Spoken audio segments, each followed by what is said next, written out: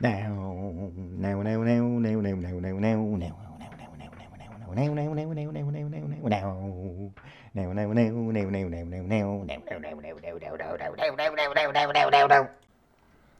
morning. You join us today for the Bathurst Grand Prix. This is a 10-lap race with 3 human people taking part. In 5th place, we've got Juffer.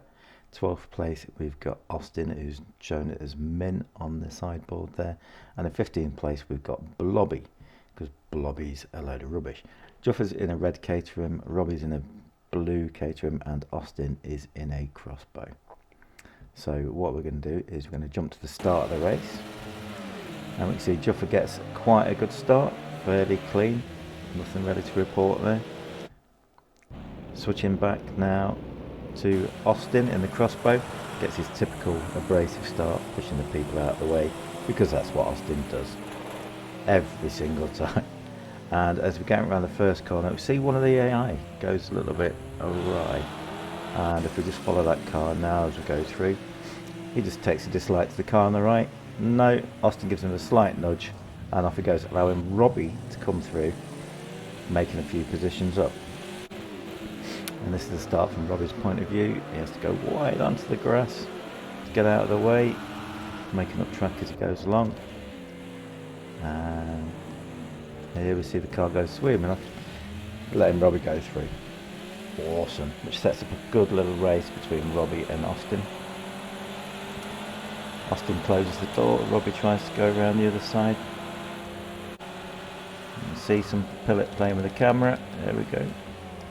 Robbie's getting boxed in, can't do anything about it. Austin goes through on the left hand side in front.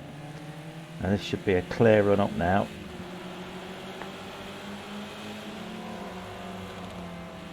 It's a very slow exit. What's going on? Oh no, Robbie slammed somebody in the bum. Not the first time. And he smashes somebody else in the back to get out.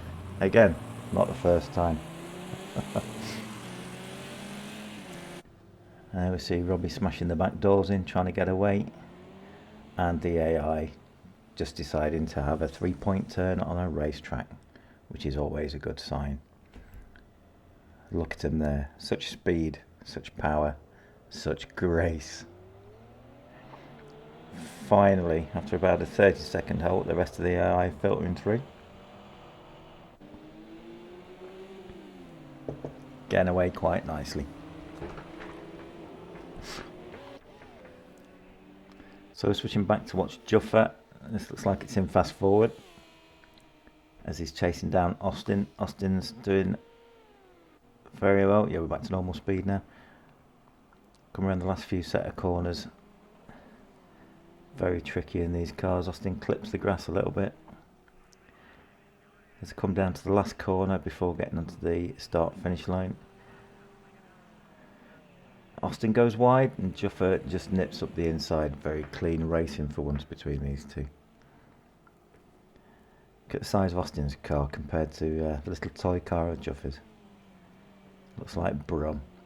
And Austin's trying to go up the inside, but there's no room. Very kindly backs out of it. Fairly close on the straight.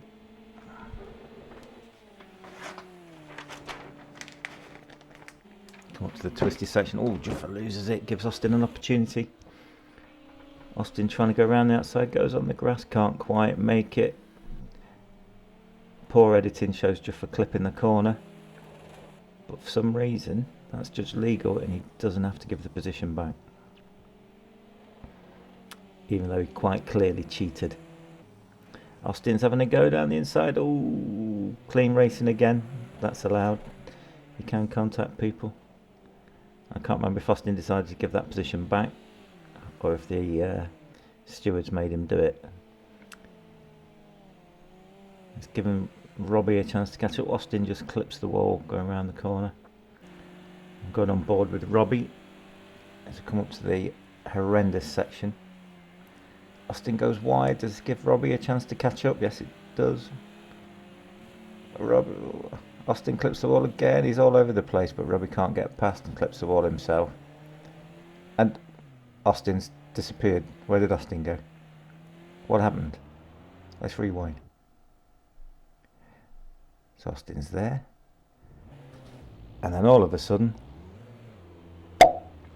Austin disappears in a puff of smoke.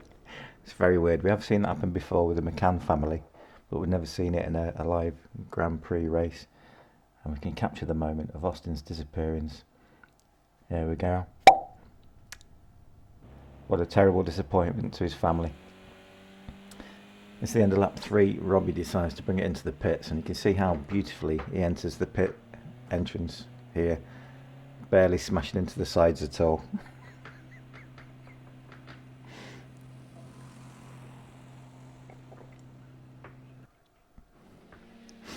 And Robbie there gracefully making his exit from the pits, trying to go for a weight reduction measure on his car, showing the AI how it's done. Clean racing Robbie, that's his nickname. Never catch him cheating, taking shortcuts, speeding up the footage to make it look like he's driving really quick.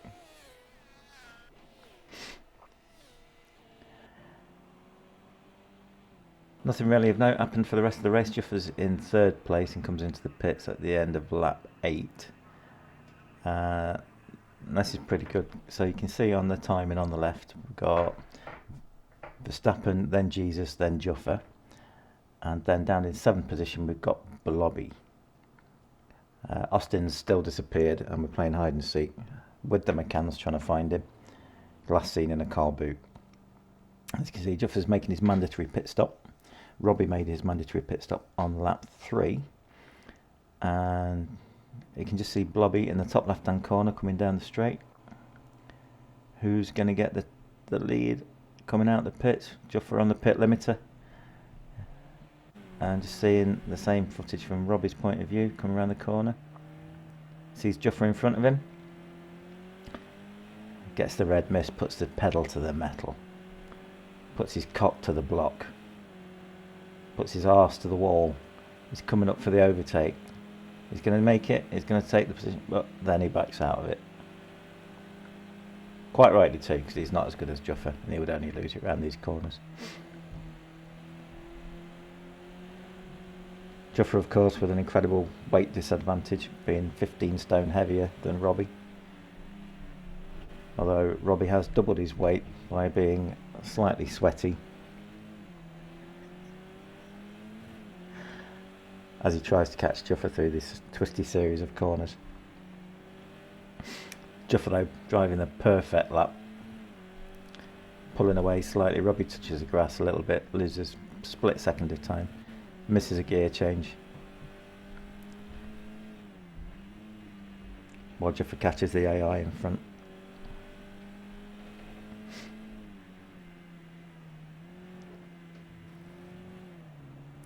So the AI is in 1st, Juffer's in 2nd, and Robbie at the moment is in 3rd.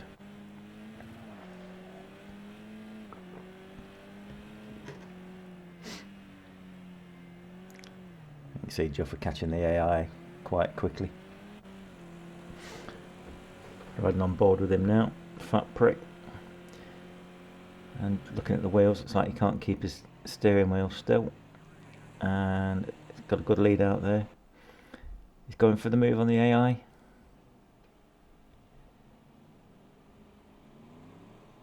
As another car comes out of the pit, and Juffer, does he take the lead? Listen to the crowd cheer.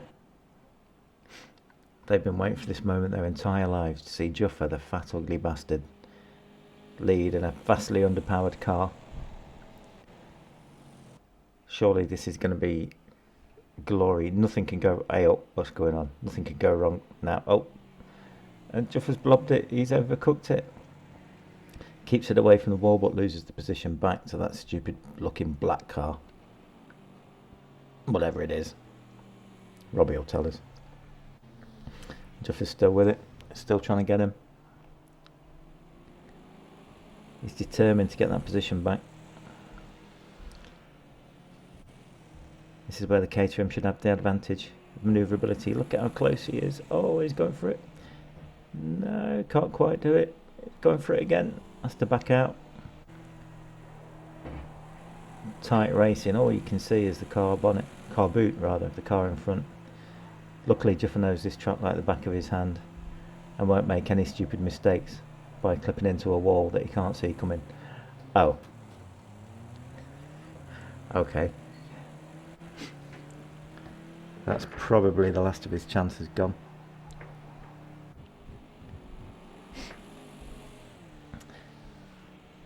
This is where the big black stupid car has the advantage of the high top speed. Pulling away from Juffa trying to get in the slipstream, or the strip stream, whichever you prefer. Only 3 corners left. It's looking close. Never had a finish this close before, after 10 laps and a pit stop. Coming through to the last corner. Can Juffa do anything? See the car dipping under the brakes. He's really close, but he can't do it. How close is the gap? Split second. And as we slow down and bring up the timing screen, first, second and third, all within nearly half a second of each other. After 10 laps of stupidity, that's not too bad. And there's a beauty shot of Juffa